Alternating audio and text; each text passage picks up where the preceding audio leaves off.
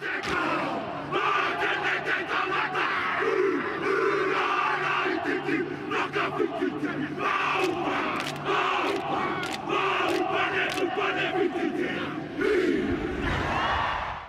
ora guys, welcome back to the Black Jersey. It's your boy Max hosting this channel, and this here is a video I did not plan to make. Rassie Erasmus did a few controversial things off the field with his 62-minute video during the British and Irish Lions series, and World Rugby has taken some pretty strong action against the South African Rugby Union's Director of Rugby. Rassie Erasmus, I've said on this channel before, I felt was undermining Jacques Nienaber in his role as the head coach, and I expressed beliefs that Nienaber was the head coach in name only because of Erasmus's strong presence with the team. This has since dissipated though because of this scandal, and I've got an article to read from Rugby Pass to you guys. I'm going to read this off my phone to you. I'm also going to read Nick Berry, the referee's side of the story to kind of balance things out a wee little bit. So yeah, this video is unscripted. Sorry if it does end up being a bit long because of a tangent I start. So the article has the headline, Erasmus banned from all rugby with immediate effect. So he's been banned from all rugby for 2 months with immediate effect following a disciplinary hearing after he was charged with misconduct during the Test series versus the British and Irish Lions. He's also been banned from any involvement on a match day until September 30th next year, while South African Rugby must pay a fine of £20,000. So if we're talking in the terms of New Zealand dollars, that's about 40 grand, so that's a pretty hefty fine. To be honest though, I'm surprised it's not higher, and I thought World Rugby was probably going to give him a harsher fine if they were looking to fine him. Obviously, they're also saying that South African Rugby Union and Rassie Erasmus have to make a formal apology for their actions. So he's currently in London ahead of Saturday's Autumn Nations Series match versus England, and he was sitting in the coach's box, according to this article as well, against Wales, and he was running water for the Springboks during last Saturday's game against Scotland. Erasmus is not going to be able to do any more of those things because of this ban. And yeah, fair enough to be honest, because a director of rugby, based on what I can see, does have more power than a head coach. I've made a couple jokes about this guy being the greatest water boy of all time, and yeah, because a director of rugby has more power over a head coach, in my opinion, it's effectively like having a head coach on the sideline directing the team what to do. And I think it's a step too far to have someone with that much authority in your National Rugby Union on the sideline. Like having Eddie Jones or Ian Foster or Warren Gatlin, Wayne Pivac, Joe Schmidt, Andy Farrell, having a head coach from recent years with that much authority on the sideline would be a bit ridiculous. And to be honest, if Eddie Jones was director of rugby rather than the head coach of England, the South African fans would probably be saying the same thing to them. This is a very tough scenario, eh? So in the statement released on Wednesday evening, World Rugby reported an independent misconduct committee has found that the behaviour by South African Rugby Director of Rugby, Rassie Erasmus, towards match officials during this year's Test series between South Africa and the British and Irish Lions constituted misconduct. So the committee chair was Christoph Quinlan, together with Nigel Hampton and a judge called Mike Meeker, who is from New Zealand. As far as I'm aware, none of these guys are British or Irish, and I hope that they were not British or Irish, because if they were, it's a bit ridiculous. If you know the nationalities of these two guys other than Mike Meeker, please let me know in the comments. So 6 charges were brought against Rassie, and the charges according to this article, were that he threatened a match official that unless requested a meeting took place, he would publish footage containing clips criticising the match official's performances, and then making good on that threat, published or permitted to be published the Erasmus video containing numerous comments that were either abusive, insulting, and or offensive to match officials.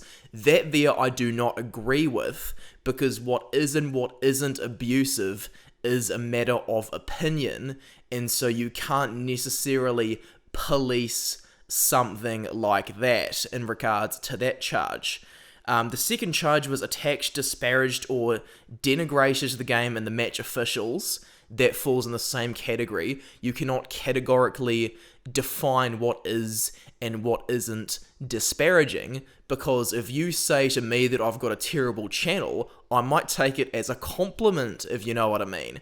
It's all a matter of opinion. Third, did not accept or observe the authority and decisions of match officials. Yeah, that one's fair enough. I can agree with that.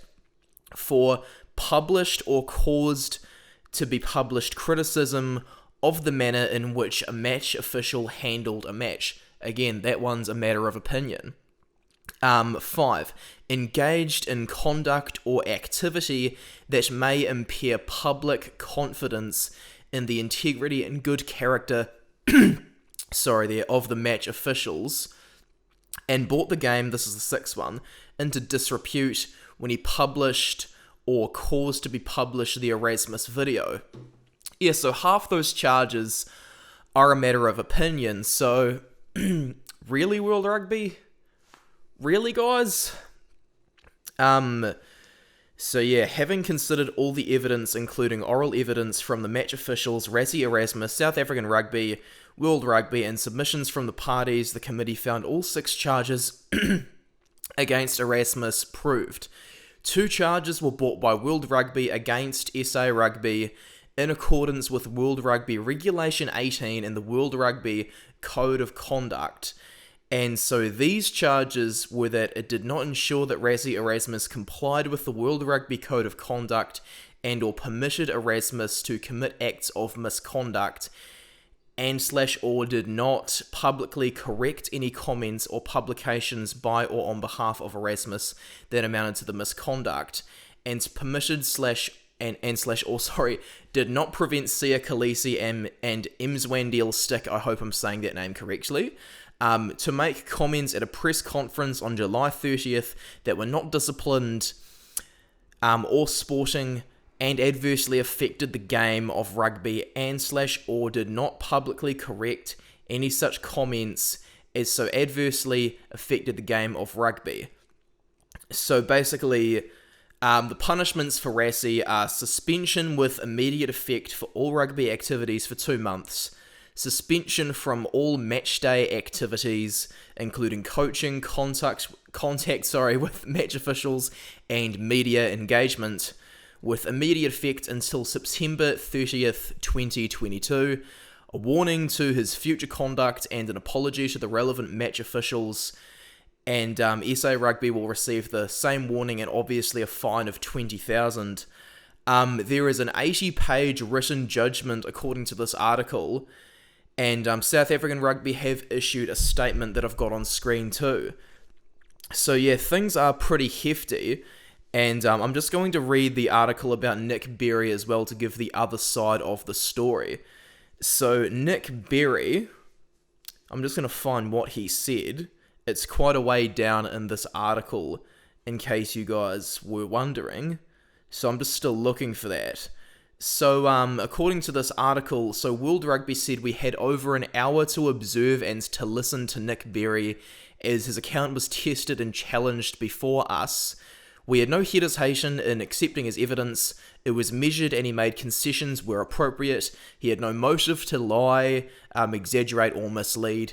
We were impressed by the quiet dignity, humility and restraint he shows during evidence. We also accept without reservation that what he endured because of the publication of the Erasmus video had a profound effect upon him. Nick Berry also said himself, as a match official, I understand that our performances will be heavily scrutinised, especially in such a prestigious tournament. However, the public attack on my integrity and character is not something that will be tolerated in the workplace. I consider officiating in a Lions tour comparable with that in a World Cup, and actually fair enough, because to be honest, I'd consider a Lions tour more special than a World Cup, because if you're not from Britain or Ireland, you only get that thing once every 12 years, and nations like France don't get to play the Lions, so Nick Berry would have been pretty proud about this. He then said the appointment is an honour which few achieve. However, due to the actions of Mr. Erasmus, my family and I have endured a significant amount of distress, and we will only have negative memories of the whole experience. I feel that Mr. Erasmus engaged in a character assassination of me on social media. I have spent many years trying to build my reputation as an international referee, and in the course of this video, which was posted online, Mr. Erasmus has caused it immeasurable damage. And so I'm going to jump in here and explain more of what I think.